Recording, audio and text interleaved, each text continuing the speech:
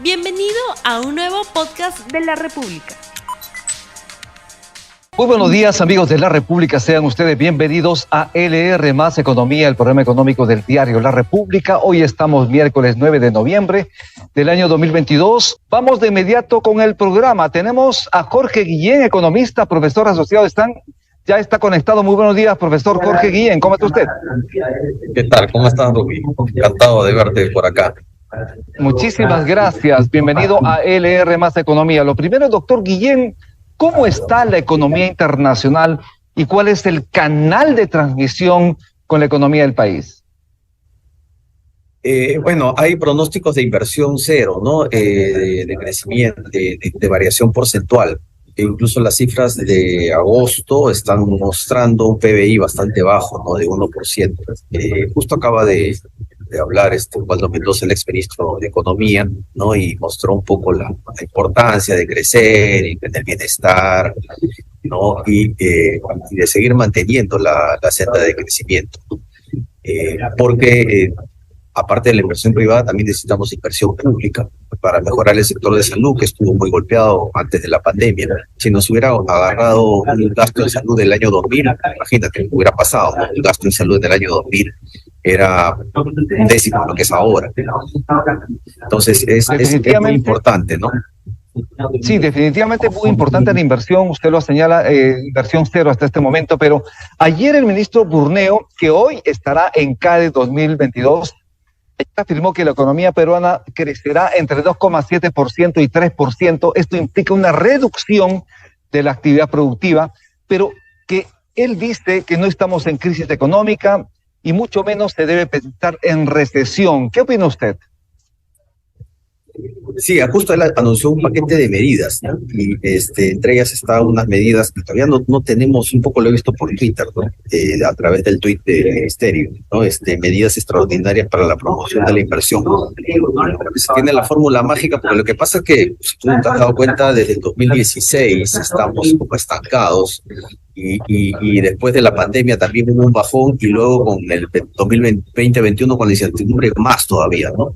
Entonces, si él tiene alguna fórmula para tratar de, digamos, encontrar esa promoción de la inversión, bueno, que sea un poco, que lo detalle con mayor precisión, ¿no? Está tratando una serie de medidas de política fiscal, de impuestos y de gastos también al mismo tiempo, pero son 10 medidas y no son tampoco, digamos, que puedan mellar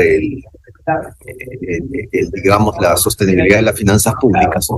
Son medidas, digamos, en función a lo que ya puede, porque en realidad ya no tiene mucho margen de maniobrabilidad para actuar.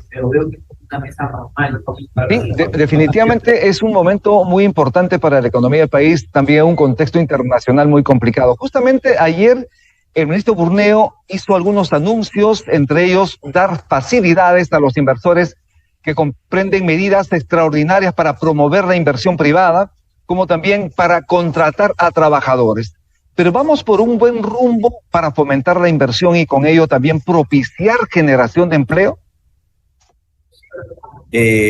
Claro, está tratando un poco, quizás por ahí, apuntar a promover la contratación de trabajadores, ¿no? A través de deducciones, ¿no? Hasta del 50% del gasto para la contratación de nuevos trabajadores. O sea, tú contratas nuevos trabajadores y te empiezo a dar una deducción. Ahora, también, no sé si es político, ¿no? Uno lo ve como técnico, ¿no? Hay una serie de medidas que han incrementado los sobrecostos laborales desde el 2020 o desde el Congreso del 2019 a los CAS, al campo, a las trabajadoras del hogar. No sé si podrá ser posible removerlos, ¿no? Porque los sobrecostos laborales no adicionales, que te digo, en estos periodos de tiempo que se han dado, no ayudan a promover más el empleo formal. ¿Y qué se debe impulsar para apuntalar inversión privada? Justamente hoy en CADE se va a abordar este tema, pero desde su visión de economista, de profesor universitario, ¿qué se debería hacer para impulsar justamente la inversión que tanto se requiere, que esto obviamente va a permitir generar empleo? Por el lado de un poco de sobrecostos, la tramitología también, ¿no? La tramitología también es muy importante, tratar de reducir todas las barreras burocráticas. Y bueno, una conversación, no sé si en algún momento vendrá o no vendrá Castillo, va a venir un Burneo, y quizás también eso puede ser una primera señal para ver si es que hay alguna conversación entre el Ejecutivo y el empresariado aquí en CADE, ¿no? Más tarde creo que lo vamos a ver, también va a estar Julio Velarde, ¿no? De esa manera, pues tratar de impulsar un poco más eso, por ejemplo, lo vemos como justo al ministro Waldo Mendoza lo acaba de explicar, no estamos como en un velero chiquito, el Perú es un velero chiquito, donde hay marea, que son los choques externos que tenemos. Y el piloto, que es el presidente o los ministros, son los que van a tratar de evitar que el velero chiquito se hunda. Entonces, acá tenemos al piloto y un oleaje fuerte. Entonces, tenemos unas condiciones bastante complicadas. Las condiciones complicadas en el exterior obviamente tiene que ver con el menor precio de los minerales, en este caso menor precio del cobre. Obviamente continúa la guerra en Ucrania. Además, también la Reserva Federal de Estados Unidos está de alguna manera subiendo sus tasas de interés, por lo tanto, se hace costoso el crédito para países emergentes como el Perú.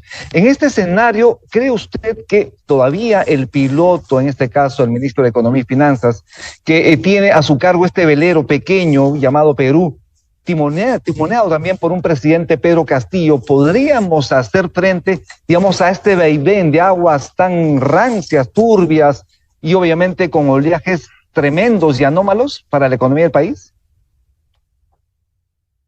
No es un escenario radical de cambio del Congreso, de constitución, de cambio de la constitución. Es un escenario, digamos, de que ya se pronosticaba antes de la entrada de Castillo, ¿no? Un crecimiento muy bajo, mediocre, ha pasado un año, parece que hubieran pasado 10, nos faltan 4 años más.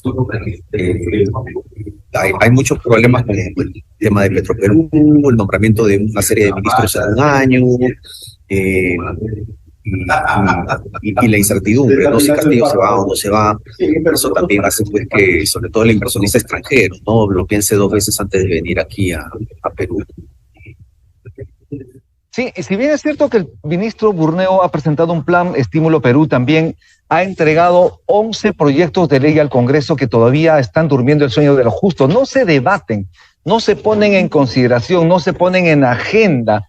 Y justamente el papel del Congreso en este sentido, con la finalidad de apuntalar crecimiento, recuperar la economía, ¿está haciendo su trabajo? No, más bien el Congreso no debería de proponer nada, ¿no? Sino es el Ejecutivo el que debería de proponer hacia el Congreso después de una evaluación sopesada muy técnica, ¿no? Así es, lo que pasa es que, le explico, lo que pasa es que el ministro Burneo ha entregado al Congreso 11 proyectos de ley para apoyar este plan de recuperación de la economía, pero el Congreso todavía no lo ve, no lo decide, no se debate. Por lo tanto, de alguna manera está encarpetado y obviamente el ministro Burneo está un poco complicado, digamos, en sus decisiones que debe tomar porque estos proyectos no se ven en el Congreso. ¿Están de alguna manera trabando el Congreso la recuperación de la economía del país? Sí, debe ser muy político, ¿no? Quizás alguna de estas medidas van en contra del vector político, de la maximización de intereses políticos por parte del Congreso, ¿no? Y no lo está ayudando. Cuando la lógica es justamente llevarlo del Ejecutivo hacia el Congreso, pero al final lo que tenemos es que el Congreso es el que decide, va para el otro lado, ¿no? Y no le acepta, ¿no? Los planes, como que mencionas tú, ¿no? Y se supone que esos planes han sido sopesados, han sido evaluados, han sido simulados, ¿no? Entonces ahí es donde también desincentiva más también todo lo que estamos conversando sobre el tema de la inversión, ¿no? La inversión privada. Sí. A propósito de proyectos, el Ejecutivo ha presentado 7 meses atrás, en abril, un proyecto de ley que propone derogar la ley 31355 que regula la cuestión de confianza. Y como el Congreso no les ha hecho caso, no le ha hecho caso al Ejecutivo, ayer el premier Aníbal Torres ha planteado ir al Pleno del Congreso para presentar una cuestión de confianza para que se priorice ese proyecto. ¿Qué le parece a usted esta decisión? Sí, son estrategias políticas, ¿no? Quizás de esa manera está tratando de buscar, no sé si ya no me acuerdo si es que ya se soltó una bala o no. Entonces está tratando de ver si es que se va a soltar la segunda bala, ¿no? Y esa es una estrategia política que estamos teniendo desde hace tiempo. Eh, y de esa manera, pues, puede disolver el Congreso, ¿no? Lo hizo Vizcarra. Entonces, o es digamos, el Ejecutivo el que dispara, o es el Congreso el que le va a disparar con las cuestiones, digamos, con la vacancia que tanto se está hablando a través de, también con de los movimientos de los grupos, de la gente, ¿no? Los movimientos que ha habido de la gente en las plazas. Y entonces, todo ese ambiente, pues uno no sabe si es que el presidente se queda o no, y qué plan de gobierno, y sobre todo qué plan de gobierno tenemos, y qué liderazgo público podemos tener en estos 4 años que vienen. Lo que implica entonces que el ruido político sí impacta en los negocios, sí genera inestabilidad, pero no solo se genera por lo que haga o deje de hacer el Ejecutivo, sino también por lo que haga o deje de hacer el Congreso. En ese sentido, ¿cree usted que es posible llegar a una salida adecuada para esta crisis, tanto política como económica? Sí, si seguimos así, son 4 años, como te menciono, 4 años de crecimiento mediocre, ¿no? Y nosotros necesitamos crecer a más de 3%, no ese 2 que están mencionando Borneo, o el 1 que están mencionando también otras entidades más realistas. Necesitamos crecer a más de 4% para tratar de reducir la pobreza y generar empleo para la población económica, para la nueva PEA, que no lo estamos haciendo, ¿no? Entonces, claro, esto va a significar que vamos a tener, en realidad no son ni siquiera 5 años, son casi unos 10 años de estancamiento. Todo lo que hemos avanzado desde los 90 parece que los hubiéramos retrocedido, ¿no? Y sobre todo no hay una clase política que venga en camino, con nuevas ideas de gobiernos regionales o de gobierno central, que no sea de izquierda o de centro derecha, pero no hay un líder, una clase política técnica, ¿no? Con un plan de trabajo y un planeamiento estratégico de mediano plazo, ¿no? No hay, ¿no? Y que venga del empresariado incluso también, ¿no? Tampoco el Sí, empresariado definitivamente se está requiere, moviéndose, ¿no? Para ello.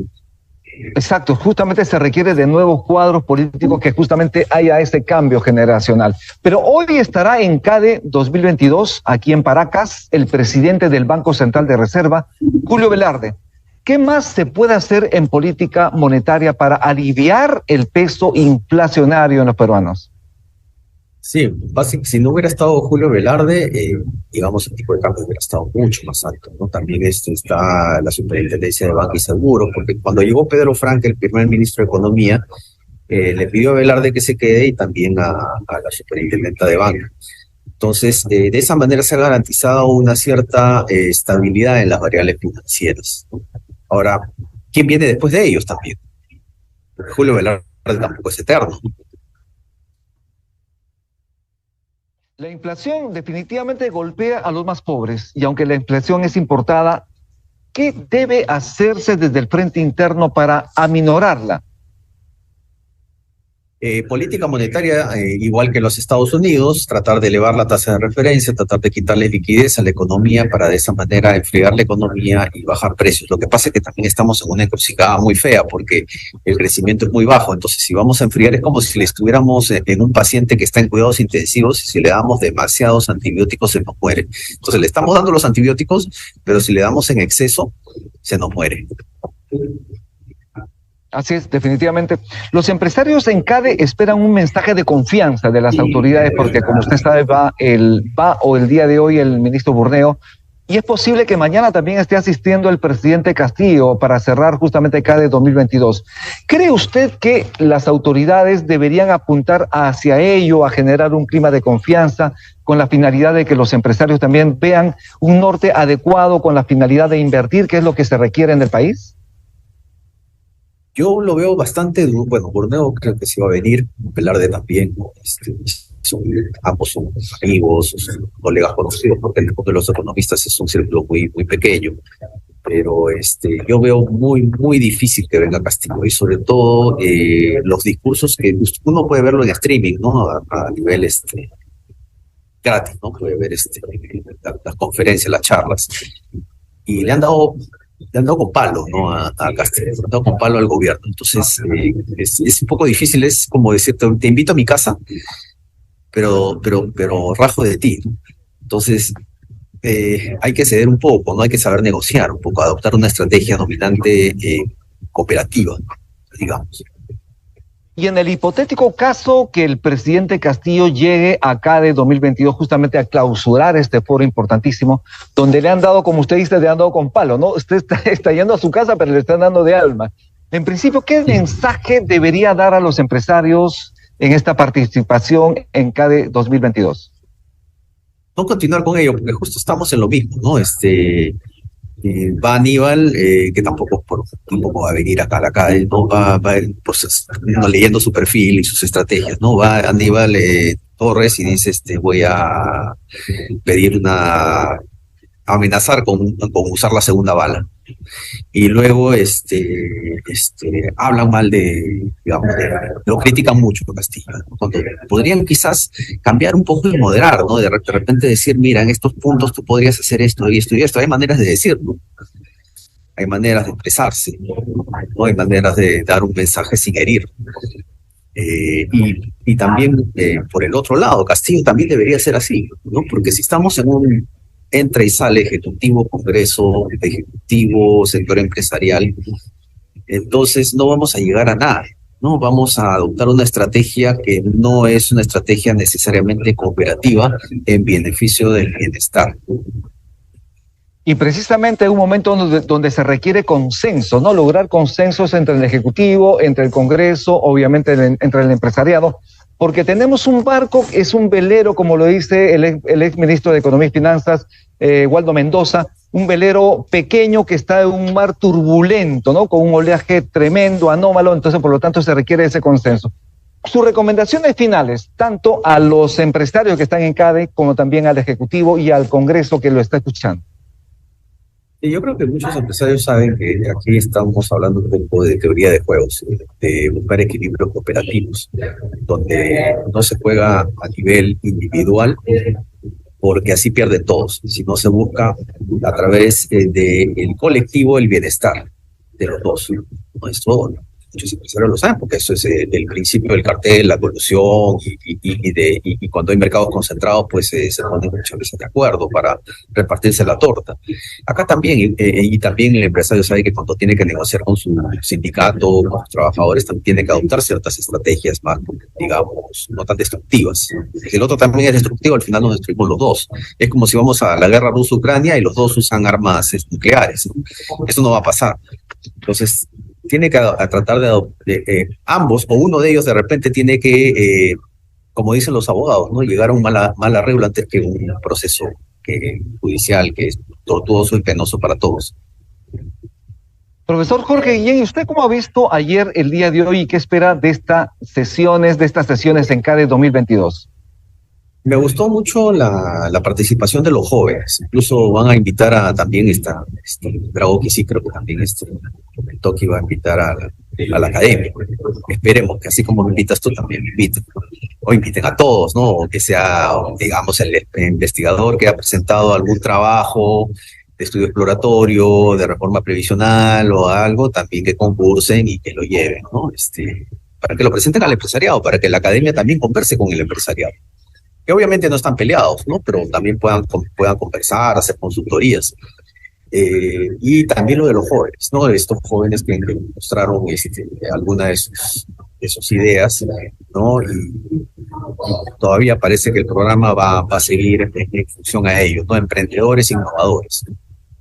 Importantísimo. Muchísimas gracias por su participación en LR Más Economía. Estaremos convocándolo más adelante para auscultar cómo va justamente esta situación en el país. Muchísimas gracias, profesor Jorge Guillén, por estar en LR Más Economía. Gracias a ustedes.